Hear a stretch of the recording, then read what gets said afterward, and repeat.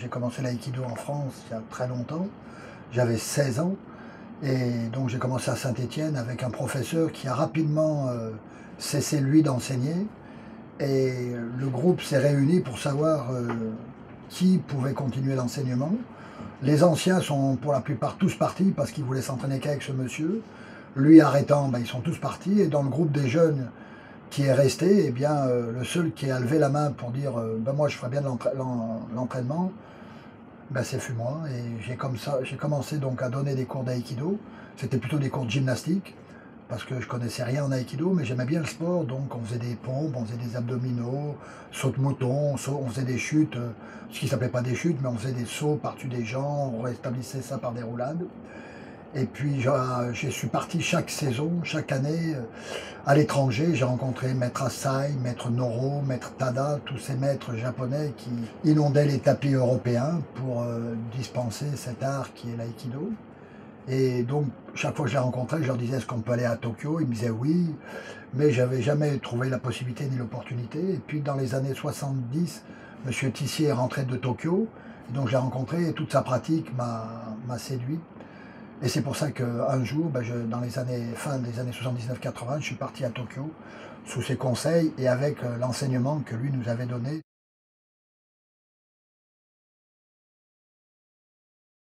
Et la première fois, là, je suis arrivé avec 3 jours de retard parce que j'avais pris la Pakistan Airlines. Le premier voyage que j'ai fait, je l'ai fait en avion. Le deuxième, je l'ai fait en train avec le Trans-Sibérien, là. Donc c'était une belle expérience aussi. Ouais, donc la première fois que je suis arrivé, personne ne m'attendait à la gare. Je devais aller chez des amis français. Ça a été, entre guillemets, un cauchemar parce que je ne savais pas du tout où aller. Ils m'avaient donné l'adresse. Je ne savais même pas où aller. J'étais arrivé à Narita. On m'a dit qu'il fallait que je prenne le Skyliner et tout. Je ne comprenais rien du tout. Et je m'en rappelle être arrivé à Ueno. Et bien sûr, il n'y avait pas écrit en anglais à l'époque. C'était tout en kanji ou en hiragana. Donc, ouais, c'est le quartier où je suis arrivé il y a 40 ans ici.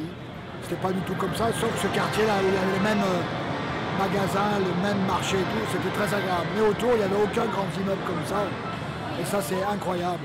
Ces immeubles aussi grands, avec cette vie intérieure, là, ça m'impressionne toujours. Et c'est toujours un plaisir de revenir ici. Vraiment, Ueno, pour moi, c'est Tokyo.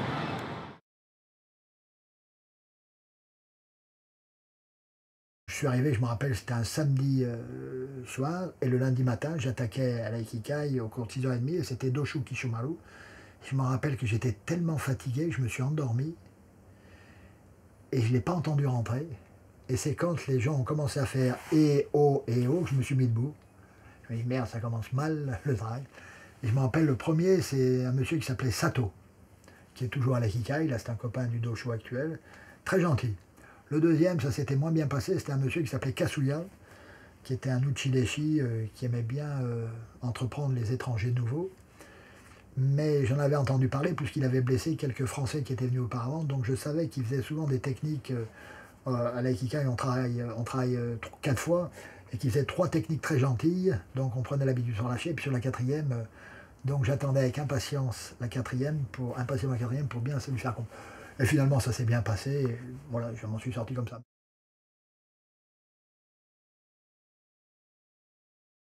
Un changement complet de ressenti, de perception. Mais avec ce qu'on avait appris en Europe avec M. Tissier et les autres Japonais, ben, je me suis relativement vite adapté. J'avais aussi un passé sportif qui m'a beaucoup aidé à supporter un petit peu la difficulté physique de l'entraînement. Quand on faisait un entraînement de football à l'époque, c'était 5 heures par jour. Donc faire 2-3 heures d'aïkido par jour, ça ne me semblait pas trop difficile physiquement. Et c'est ce qui m'a permis de continuer à m'entraîner et de vraiment pouvoir accepter de passer dans les mains de tous les Japonais. Ça, c'est quelque chose que j'ai tout de suite fait. C'est dès qu'il y avait quelqu'un qui me semblait très fort sur le tapis, il fallait que j'aille voir ce qu'il était. Souvent, je ne comprenais pas du tout ce qu'il faisait à l'époque, mais le fait d'être balancé, d'être projeté, de subir des immobilisations un petit peu fortes à l'époque, ça m'a donné beaucoup de confiance et de plaisir.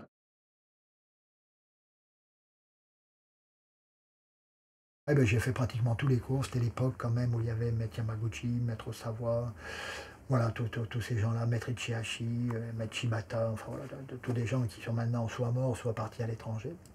Voilà. Et puis ce qui était relativement agréable, c'est qu'il y avait peu d'étrangers et on était beaucoup moins nombreux qu'aujourd'hui. Moi, je me rappelle avoir fait des cours avec Maître Yamaguchi, où on était quoi, 10 sur le tapis, 10, 20 sur le tapis. Pas à tous les cours, mais le cours du lundi après-midi à 5h30, les gens étaient encore au travail, donc il y avait très peu de gens. Donc on était quand même très proche de ces gens-là. Voilà. Et puis surtout, à l'époque, tous les jeunes Juchi Deshi venaient. Moi, j'ai eu la chance de pouvoir m'entraîner avec comme partenaire Maître Seki, Maître Osawa, Maître Miyamoto, Maître Yasuno, de nombreux Maître Yokota, bien sûr, où j'ai fait de nombreux cours avec eux. Le doshu le matin avec son père. Très souvent, j'ai fait de nombreux cours avec lui. Et c'était très agréable.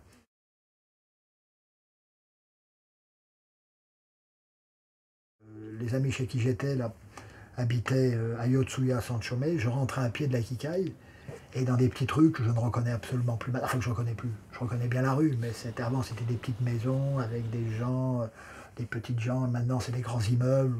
Ça devient un petit peu moins collectif, moins sympathique. C'est comme ça un peu plus froid, mais c'est toujours Tokyo. C'est vraiment une ville que j'adore parce que chaque quartier a son petit cachet, chaque quartier a son plaisir. Et c'est très agréable de se promener là. Moi, parce que je vais très souvent au Japon aussi, pour les sento, j'adore ça, aller me baigner dans ces bains chauds avec le sauna. Voilà, j'y vais souvent avec des amis. Au Japon, je pense comme la vie est très difficile, ils ont trouvé pas mal de systèmes et de situations pour rendre la vie agréable à côté. Ça, ils sont très forts. Et c'est surtout le côté très agréable au Japon, où il n'y a pas de regard agressif. On voit des gens dans des tenues excentriques, terribles, des garçons qui sont habillés en costume très beau, puis à côté on voit passer un type avec des habits complètement farfelus, des filles très bien habillées, d'autres filles en mini-jupe talons très très haut et tout ce petit monde cohabite à côté sans faire aucune réflexion. Il n'y a pas cette notion de violence, je ne sais pas si le Japon tel qu'on l'a connu est appelé à disparaître ou pas, mais j'aimerais bien que cet esprit japonais ne disparaissent pas. Ça, c'est le côté très agréable. Quand on va dans les grandes surfaces, personne ne vous passe devant. Voilà, alors c'est un petit peu gnangnan, mais c'est tellement rassurant de ne pas se dire « Oh là là, qu'est-ce qui va nous arriver ?» Il ne va rien nous arriver. Voilà. Moi, je me rappelle les premières fois qu'on prenait le métro, on ne payait pas les tickets, bien sûr. Donc on passait comme ça, et le chef de gare, je me rappelle, nous regardait, nous suivait du regard, jamais nous a rien dit. Au bout de 15 jours, on payait notre billet, tellement le regard était plus dur que les claques qu'on aurait pu prendre. Voilà. Et ça, c'est quelque chose que la vie au Japon m'a beaucoup appris. Voilà. Accepter que c'est comme ça. Et puis les contraintes, ça ne marche pas. C'est pour ça que moi, j'ai beaucoup de peine à engueuler les gens, à aller au conflit. Je pense qu'avec le temps, les gens évoluent. Il faut être simplement gentil et patient avec eux. Voilà.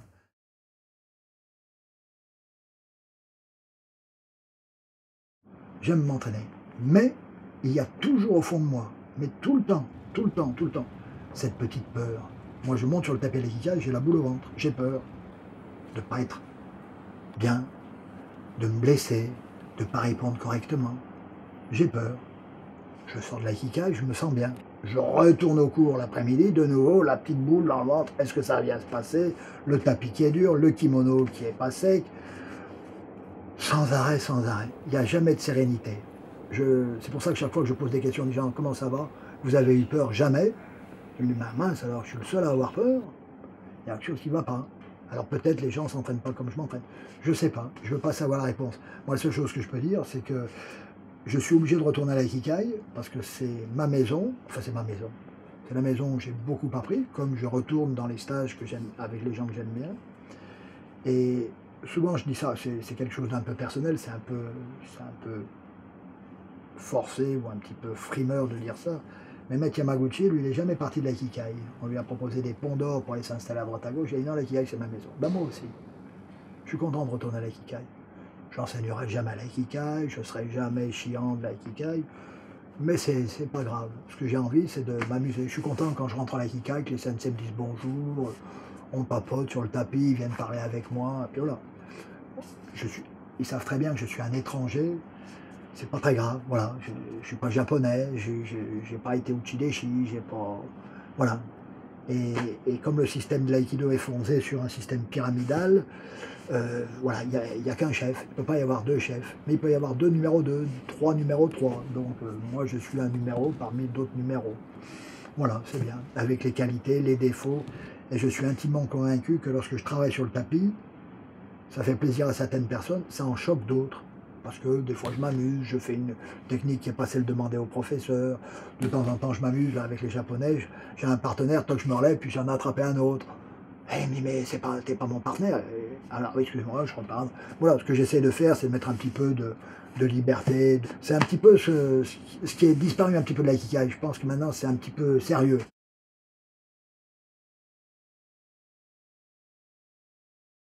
Autrefois, quand c'était Kishomaru Doshu, Yamaguchi, même être Kisaburo Osawa, c'était moins tendu. Alors il y avait moins d'étrangers, il y avait moins de notions de professionnalisme, c'était plus entre guillemets amateur, même si l'entraînement était professionnel.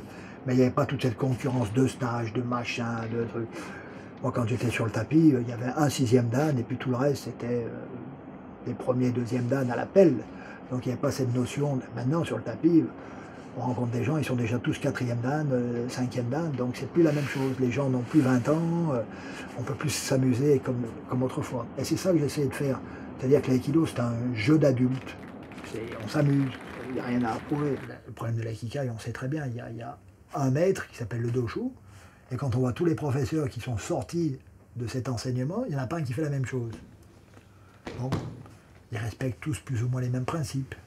Mais l'expression corporelle, en fonction du physique, de l'intelligence, du vécu intellectuel, du vécu familial, du vécu sportif, fait que chaque prof est différent. Mais on n'est pas surpris quand on voit Shihonage, on voit Shihonage. En plus, il le dit, alors on n'est pas surpris. Mais enfin, il ne le dirait pas, on verrait Shihonage, c'est même pas la peine qu'il nous le dise. Et c'est pas la peine non plus que les profs disent, regardez ce que je fais, je le vois. Il faut mieux que les profs nous expliquent, quand je fais ça, je ressens ça. Quand je fais cette technique, je fais ça parce que le corps du partenaire bouge comme ça. Mais qui me disent, voyez, quand je fais Shihonage, je mets les mains là, je fais ça, oui, je l'ai vu, je l'ai vu. Et là, on en arrive au passage de grade, où quand les élèves sont jugés, alors je parle plus de l'Europe que du Japon, parce que j'ai vu des passages, mais je n'ai jamais jugé de gens au Japon. En France, on ne sait pas comment dire à quelqu'un que ce qu'il fait ne nous a pas plu. On va trouver toujours des détours, des phrases un petit peu conventionnelles, des mots un petit peu du style « on te le donne pas, mais c'était quand même pas mal ». Ou alors on te le donne, mais il faut vraiment que tu travailles ça, là, parce que si c'est mauvais, c'est mauvais, si c'est bon, c'est bon. Et comme on est 25 personnes à juger, avec 25 visions différentes, les élèves qui sont formés par une 26e vision différente font que tout le monde est triste en aïkido. On n'arrive pas à voir les qualités de quelqu'un, on voit les défauts tout de suite, mais les qualités.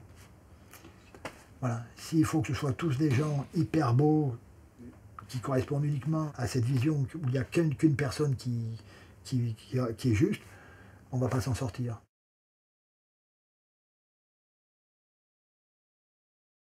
Je ne suis pas sûr qu'au Sensei ait fait un jour l'aïkido tel qu'on le fait aujourd'hui. Mais il a permis à des gens de développer cet aïkido tel qu'on le fait aujourd'hui. Et pour moi, ça c'est extrêmement important à comprendre, que même s'il y a quand même une base technique qui doit être un petit peu immuable comme n'importe quelle langue moderne, il y a des bases la base est commune à tous les mots, toutes les paroles qui sortent de la bouche des gens, mais au fur et à mesure que la société avance, les mots n'ont plus exactement la même valeur qu'autrefois. Et en aïkido, bien le kotegaeshi que faisait Maître Ueshiba en 1950, je ne suis pas sûr que s'il retournait sur Terre maintenant et qu'il voit les jeunes de l'aïkikai faire ces kotegaeshi, ils disent tiens, c'est moi ça. Voilà. Et on pourra simplement lui dire, mais vous savez, maître, vous n'êtes plus là, donc l'aïkido a évolué. Sans vous, on n'en serait pas là. Mais maintenant que vous n'êtes plus là, bien, on fait ce qu'on pense bon pour nous, pour les élèves. Voilà. Et ça, il faut être intimement convaincu quand on enseigne l'aïkido, quand on est professeur d'aïkido. Pour moi, c'est quelque chose qui est extrêmement important, c'est de former des élèves qui un jour seront plus forts que nous, au même âge, au même grade, et qui auront développé un aïkido qui sera plus juste qu'avant. Voilà.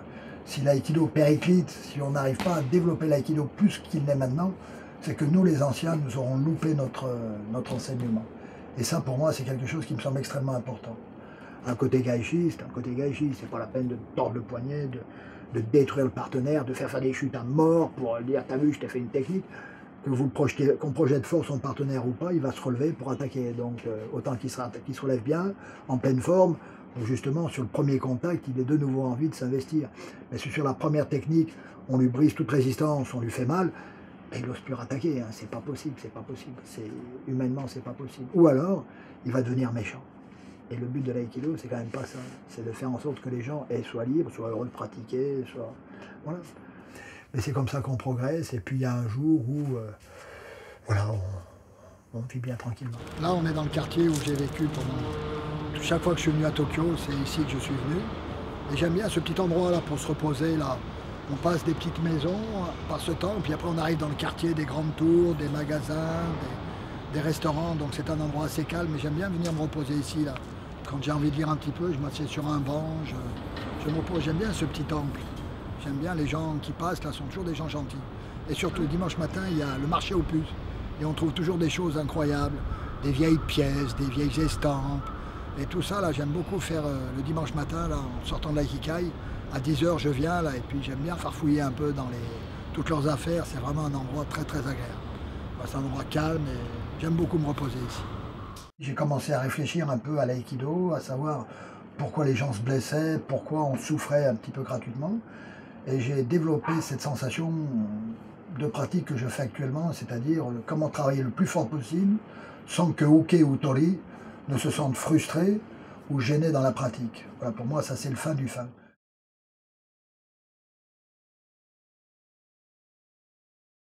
Très fort ne veut pas dire physiquement, mais très fort dans le sens un contact intime, du plaisir, le laisser faire. Pour moi, c'est ça fort. Fait qu'après, dans la vie, ça se passera très bien. Il n'y a rien à prouver en aïkido.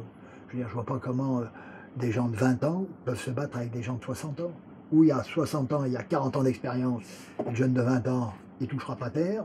Ou il y a 20 ans, une force physique colossale, un vieux de 60 ans sans force, et le vieux de 60 ans, bah, il va vite comprendre que ça ne marche pas, mais le jeune ne sera pas plus content pour autant. Quand je suis arrivé, je refusais toujours de travailler avec les vieux. Perte de temps, idiot. Et maintenant, je me rends compte qu'il faut aller travailler avec les gens anciens pour apprendre à comprendre leur toucher, leurs petites frustrations. Donc pour moi, l'aïkido, c'est ça. C'est se dire, je vais travailler avec ce monsieur, je vais travailler avec cette dame, je vais travailler avec ce jeune, avec cet ancien, avec cette personne, pour essayer d'avoir une nouvelle expérience, une nouvelle sensation. Mais ça ne fera pas changer ma pratique.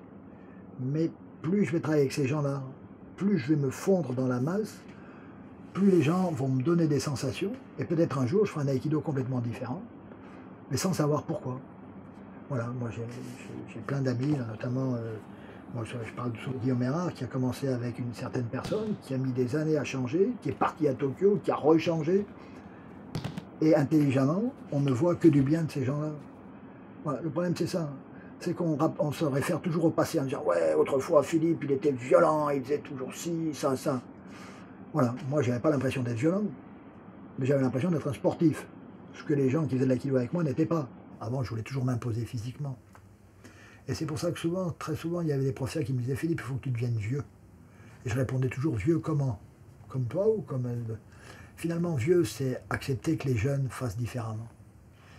Et accepter que, ben voilà, je vais lui laisser faire sa technique. Comme ça, il va pouvoir s'exprimer. Et après, s'il a besoin, je lui montrerai un peu la mienne.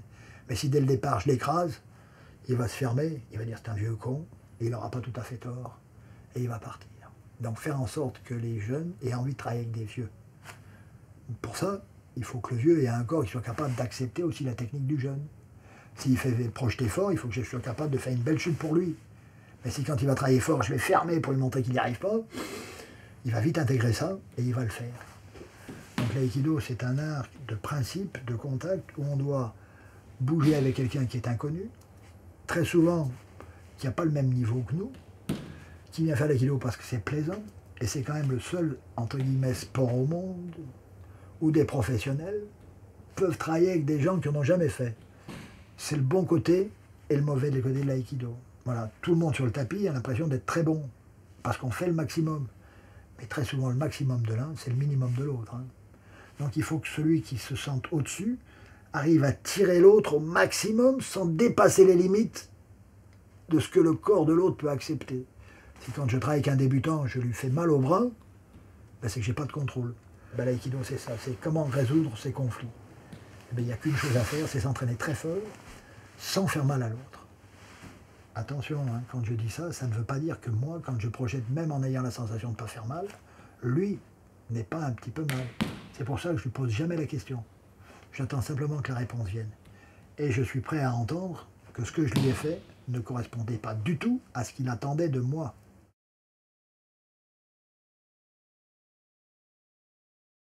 Pour moi, c'est quelque chose qui est faux. Je ne peux pas avoir de l'harmonie avec un partenaire que je ne connais pas. Je ne sais pas qui il est.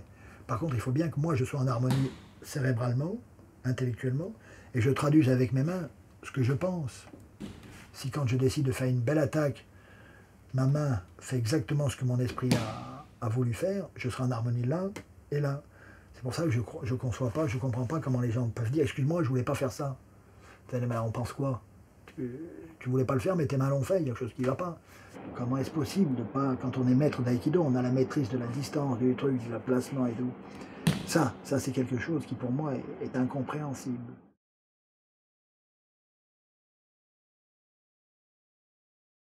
Eh bien, il faut être extrêmement concentré. C'est que pour Uke, tout doit être facile. Pour Tori, tout doit être à la limite de l'impossibilité.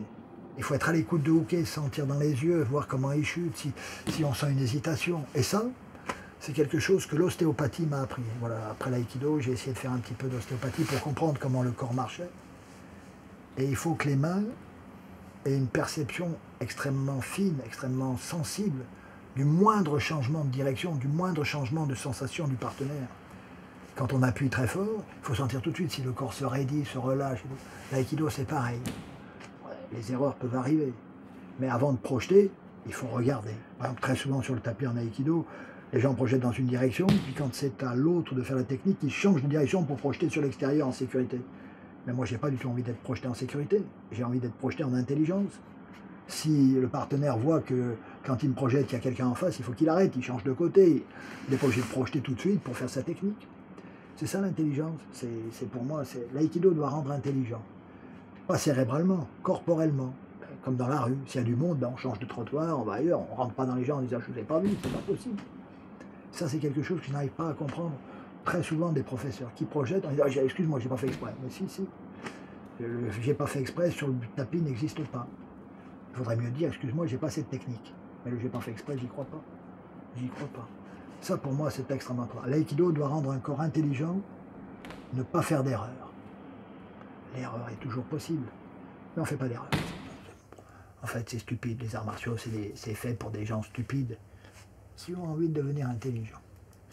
Moi, pour moi, la définition, je le dis ça. Uke, c'est un abruti qui, 1 heure après avec moi, aura dû comprendre ma technique. S'il n'a pas compris ma technique, moi, je suis abruti. Et Uke, il a travaillé avec moi, il est moins abruti, puis il va travailler avec quelqu'un d'autre, de nouveau, il devient abruti. Mais si quand il va travailler avec quelqu'un, il est sûr de sa technique, il ne va jamais pouvoir comprendre sa technique. Donc le but de l'aïkido, c'est d'avoir une technique parfaite pour comprendre la technique de l'autre, pas pour lui imposer la nôtre. Et ça, c'est quelque chose qui m'a fallu du temps pour l'apprendre. Enfin, pour moi, c'est tout ça. C'est essayer de comprendre l'autre, l'aïkido, avant de chercher les solutions miraculeuses. Voilà.